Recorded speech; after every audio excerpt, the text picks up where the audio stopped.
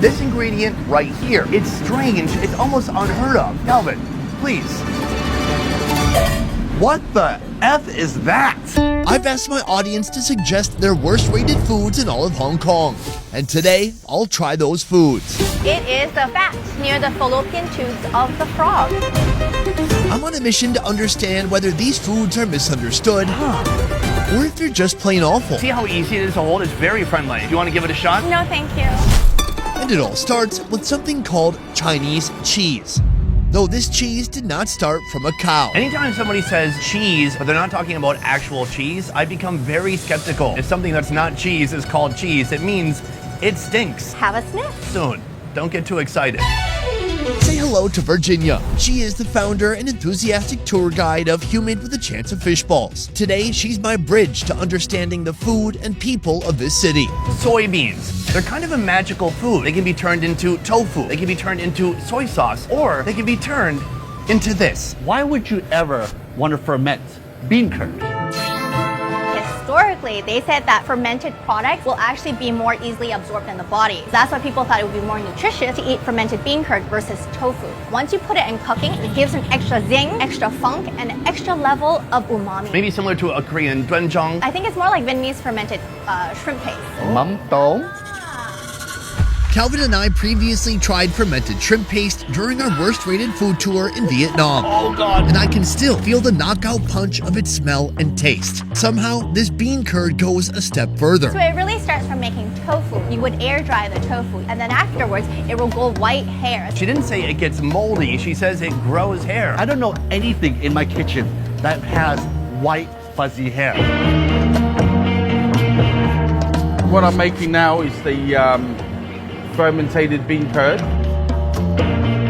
We're going to cut these into cubes. After the tofu is made, we're going to use the dry yeast tofu powder, mix it with a little bit of water. I mean, the traditional way of making it is by using the natural way of fermentating it, but that takes much longer. By using the yeast powder, that speeds the process up much more.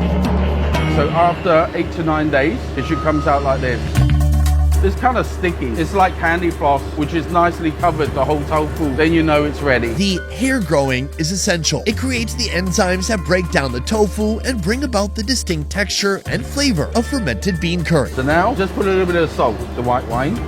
Just stack them nicely. What Chef Silas is doing here is a centuries-old Chinese method meant to preserve tofu before refrigerators existed. Now this one is the spicy one. We'll put it in the rice wine. We've got some chili here with a little bit of salt. And then we're going to nicely stack it in the jar. We're going to close the lid and let it fermentate for another 8 to 9 months. And that's how you make fermented bean curd. These days, jars like this are a staple in Hong Kong kitchens. And locals just can't get enough of it. You want some water? That's strong, but wow, that's very creamy. The taste is bold, it's intense, it's salty, and it has a deep umami flavor. So why do you think this food is on our worst rated foods list? 因為其實頭先佢哋都 Maybe because some people have tried it like you guys, thinking it's just way too sharp. Because it's so flavorful, you will pair it usually with something bland like congee or white rice. If you think this is strange, wait until you see fermented bean curd mixed with hot, wilted, cooked lettuce. But before we dive off that cliff, we're easing in with something more simple. Porridge, paired with that same fermented bean curd. Tell us what to do. Take off a little bit of it, dip your spoon into the congee, and then mix it into it. Yeah, that's intense. I think I can see why some people are turned off by this. It's a very pungent, powerful taste. The consistency is like a boiled egg yolk. Eating it with the congee, it balances out, but I kind of miss that savoriness from just eating it straight out of the spoon. That's still an option.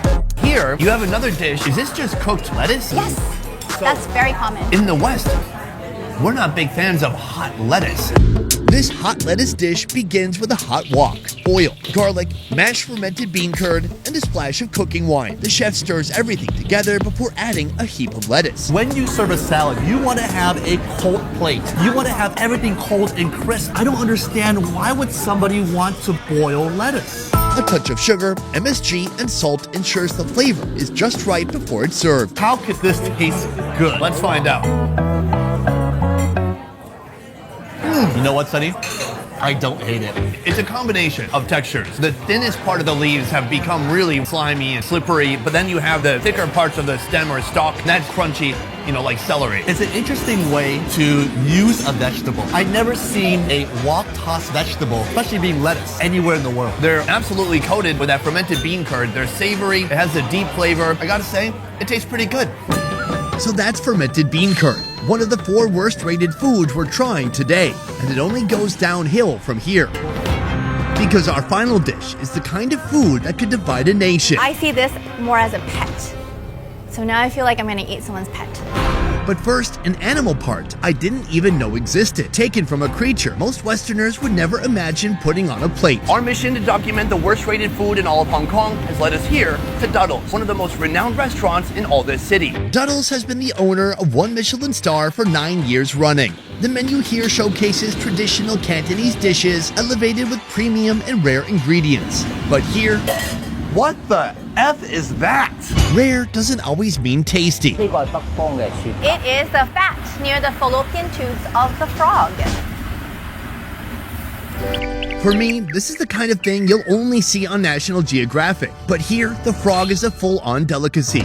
And its fat, known as hasma, has been part of Chinese cooking for more than 1,000 years. Are these male fallopian tubes or female fallopian tubes? I don't think males have fallopian tubes. Well, we live in a brave new world. In fact, hasma was once exclusively reserved for the imperial family. From the Chinese philosophy, they believe that this is very nourishing. It's supposed to be very good for the skin and it moisturizes all around. Very exciting. I love moisture. Today we're trying this small but expensive portion of hasma. That would cost about 200 USD. And all of this together can pay Calvin's rent for the year? Yeah, probably. Oh my God. No, you're right. The whole year. Before cooking, the dried fat is rehydrated, swelling to many times its original size. For our dish, the plump fat, along with red dates and lotus seeds, are stir-fried separately with the restaurant's special sauces. But that's not all. These ingredients will soon be stuffed inside this particular poultry. I'm talking about a pigeon. Traditionally, this dish will have shark fin inside the pigeon, but nowadays they've chosen to use hasma. And the commonality between these 2 ingredients is that both of them are pretty tasteless, so they will take on the flavors of whatever they're cooked in. Now, with the utmost creativity, the pigeon's deboned necks become natural strings, sealing them into neat, nutrient-packed bundles. He submerges them in a fragrant broth of goji berry and conch meat. Finally, he sends a pot into a steamer, where it slowly cooks for 6 hours, letting the flavors meld to perfection. Female frog fat. That is quite an ingredient. But here, it's not just that. It's also all about the pigeon. A pigeon that looks like it just went to a frog fat buffet. It looks real bloated. It looks real plump. What's interesting about the preparation is usually they come tableside, they present the bird, and then they quarter them. So this bird has been cut into 4 distinct pieces. So you'll start with a soup, have a mouthfeel of it. Oh, wow. That's good, right? That's good. There is so much flavors going in my mouth. There's a nice, deep, oceany flavor from the conch and a nice balance of Chinese medicinal herbs from that beautiful goju berry. It's outstanding. I can't believe it. It's a flavor like I've never really had before. So that's the soup. The pigeon itself has been deboned. Is that correct? Yes, correct. I love that. It's quite mild, but this pigeon has a great slight gaminess. That pigeon tastes like Thanksgiving Day, but smaller. So now it's not duck, duck, goose, but duck, duck, goose, pigeon. I like that. Do you write these beforehand? No, they just come to me. That was just off the top of the head? That was good. I'm quite talented. The reason we really came here is for that female frog fat. Let's give it a try. I want to say it's like pure fat, but I guess that's obvious. That has to be one of the weirdest textures I've ever eaten. This is like a jello that hasn't been fully set, but then there's really no flavor other than oil. As soon as it hits your tongue, it begins to lose its form and just get lost with the other ingredients. That's the thing that's going to make your skin very plumpy and moisturized. I don't believe you. You are what you eat. Look at my skin. We should point out the hasma is not usually dedicated to this type of dish. It's going to be found in our sweet soups. And so how prevalent is this ingredient in Hong Kong? Is it something that everyone's tried or maybe just 5 or 10% of the population has experienced? I feel like because in Chinese it's called 雪蛤膏, the name sounds very fancy. So people just grow up eating it without without really knowing what it is. For me, I can say I liked it overall. It's a fun part of the recipe, but it also just kind of blends in too. It's a bit of a wallflower. I think there's a lot of nutritional values. I don't feel any better right now, but I might feel better next week. Our third meal of the day features the same body part from two different animals of two very different sizes. One is a fun food challenge, Calvin, you doing okay over there? while the other is a real test of bravery. Are these veins or hairs? And both can be found on the menu here. Nikki, put her there.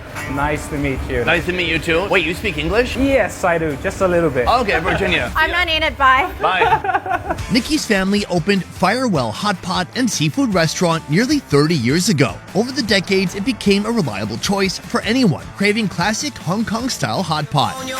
Hong Kong style hot pot, they are not like the Sichuan spicy style. Our soup base, they are more mild. They are not too spicy and it doesn't overpower the flavor of the ingredient itself. The menu here stretches across the wall, showcasing cuts from 8 different animals. Our first pick comes from the chicken, or should I say, the rooster. Here's how Nikki extracts this delicate animal organ.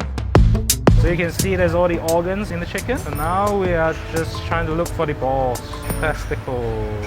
So you can actually see the testicles right here. Just like human, chicken have 2 testicles. So let's find the other one. Oh, here's another one. Now I'm gonna try to remove it from the chicken. All right, here you go. There's 2 testicles for you. After repeating the process 30 more times, Nikki collects a full order of rooster testes. These are remarkable. They look like little grapes. They look like they're ready to burst. They're mouth sized. I know people love the fish balls, but how about these balls right here? I feel like this dish, either you love it or you hate it. But many Hong Kong people love chicken testicles. They believe that whatever you eat can heal your body. So let's say you have like bad feet, then they'll be like, oh, you should eat more chicken feet. So by that logic, they eat chicken testicles. Virginia, I have great news for you. At Nikki's place, the most common way to prepare chicken testicles is soaking them in a wine made from goji berries, dry longan, red dates, Chinese angelica, tangshan, and Chinese yams. Now they're ready to be dipped in a bubbling broth. Exotic as they are, chicken balls have a loyal fan base and draw over 10 orders a night. But our next ball, well, it's only ordered by a brave few. Are these veins or hairs? These are veins. They're veins. What you're looking at are bull testicles. If you look closely in the testicle, there's tubing running throughout in squiggly lines. It's a bit unclear what would be traveling through that. Is that blood or is it a different type of fluid? I think they're blood. But he hopes it's blood. Yeah, should be blood. Is there a big difference between the health benefits between the rooster testicles and what you see right here? Actually, no. Just different types of testicles provides different types of texture. Before these balls bounce on your taste buds, they must be frozen, which makes peeling off their outer ball skin that much easier. Out of everything that's here, why would just the skin be the undesirable part? When we cook the skin gets chewy. So it actually affects the texture of the food. While we were removing the skin, we can take out the veins as well. Because that vein might give you unpleasant taste. What unpleasant taste? Like it tastes bloody, I would say. Once skinned, the bull's testicles are thinly sliced and presented on a plate, ready for diners to cook to their liking. One of our goals in this episode is to uncover Hong Kong's worst rated foods. And so when it comes to testicles, why do you think this food goes unappreciated by so many? People might think that it's unclean, probably, but this dish has been around in the Chinese culture for like many, many years. So I believe that there are reasons that people are still eating it. So we're gonna work our way up to the beef testicles, but first, rooster testicles. Virginia, take it away. Thank you. How do you know when a rooster testicle is cooked? It'd be about 3 to 4 minutes. Have you ever tried rooster testicles before? Yes, 6 months ago for another filming. You have a strict rule where you only eat testicles if it's on camera, is that right? No, it just is a coincidence. It turned white. Yeah, they've turned white. They've really reduced in size a bit. I've had this before, but the last time I had it, literally with Calvin in a video. I guess I only do this on camera as well. Oh, hot. Calvin, you doing okay over there? I think I burnt my roof of my mouth. It's a popping ball, right? It is a popping ball. It cooks with broth on the outside, but it also develops its own broth on the inside. It's like a little soup dumpling. Totally. I don't suffer through it. I see it, I'm a little bit scared, I'm slightly intimidated, but after I eat it, I go, you know what? That wasn't so bad. There's a leathery, thin skin, and once you pierce it, it breaks apart. It's like a balloon full of juices and fatty tissue. But it's like really creamy inside, right? Yeah. It's really nice. That's what concerns me. Oh. I actually do enjoy it. It's not the first thing I would order at a hot pot restaurant. However, there's nothing wrong with it. So right now we're moving on to our final boss of testicles. Right here, the bull testicles. Step 1, grab your thin slice of bull testicle and then descend slowly into the hot pot broth. I gotta say, the presentation is nice. They looked a bit aggressive before, but now it almost resembles beef tongue, although it's probably not gonna taste the same. Cheers. Oh, that's so good. So good. What the heck? This is like 5-star dining. It's so soft. It's so supple. Almost silky. Delicious. That's unbelievable. Yeah, it's really good. I've had bull testicles before in many different forms. When Calvin and I had it last, it was still really big and you had to bite into it. This is the first time I've ever seen this preparation. It's soft, it's succulent. Kind of reminds me of when you eat beef tongue in Japan, how you just put it on the grill for a little bit and it almost melts on your tongue. I can't believe how much I am in love with this food. For me, it's all about the texture. It's not fibrous. It melts in your mouth. There's no testicle flavor. There's no gaminess. And that testicle really absorbs that broth. Oh yeah, it's a flavor sponge. I love it. Virginia, Calvin, as much of a surprise as this location was, we have one location remaining.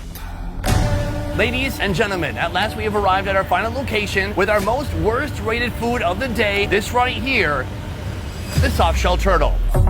There are over 30 species in the soft-shelled turtle family, all recognized by the supple, leather-like skin that covers their shells. This is a controversial creature to eat because some of them are endangered in the wild. So I'm curious, where is your restaurant sourcing these turtles from?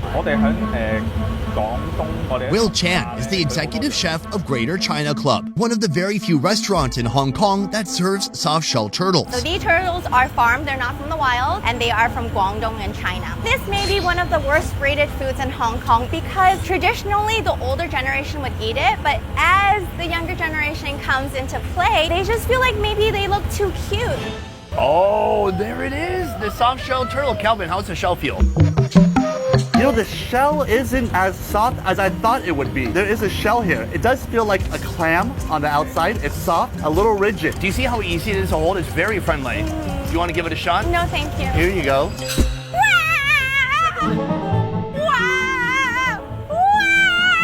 One, two, three. They said that the previous generation understands and eats turtle. Is there any health benefits for this turtle? They are nourishing for the body, and it is an autumnal or winter food just to warm up the blood. And also, because there's a lot of skin, so that's really good for your skin because there's lots of collagen. Though they've slowly slipped away from Hong Kong menus, soft-shell turtle dishes are still popular in mainland China. The cooking process begins with the turtle being portioned and blanched. Our chef boils the wok, then stir-fries the meat with cooking wine. For the sauce, our chef fires up the wok with mushrooms, minced garlic, black soy paste, broad bean paste, and tangerine peel before adding the soft-shell turtle meat. Then he floods the wok with wine and water, chicken powder, salt, sugar, oyster sauce, soy sauce, and dark soy sauce round out the flavor.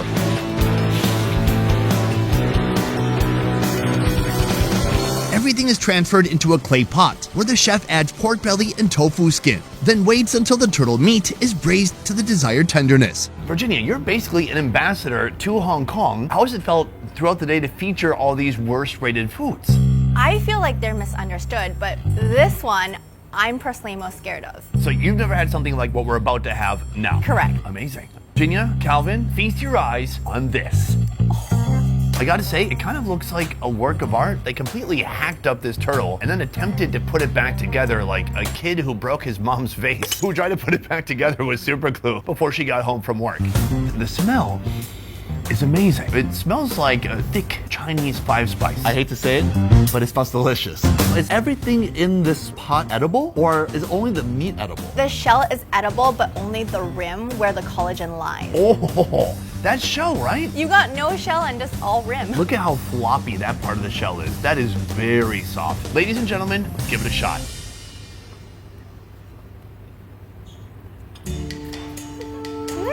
Wow, it's so soft, delicate, tender. It's jiggly in my mouth. The texture of that shell is just completely transformed, like boiling tendon for a long time. Or even pig's ear. It has a nice softness, but it still keeps the shape and body of that shell. Unreal. Guys, we didn't come for the shell of the turtle. We came for its meat. This is actually my least favorite part of the turtle, is that there's like a lot of stuff there that isn't meat. There's a lot of unedible bits, bones and ligaments. Ooh, I got some toenails. Oh, very nice. She found a foot.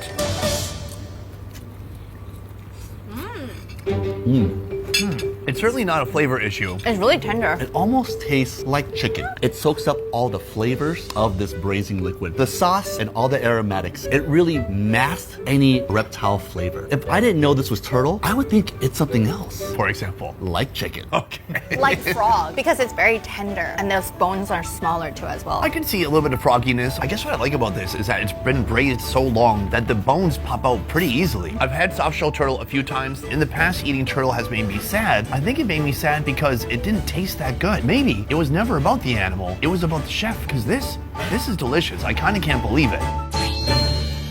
Today has been a remarkable day.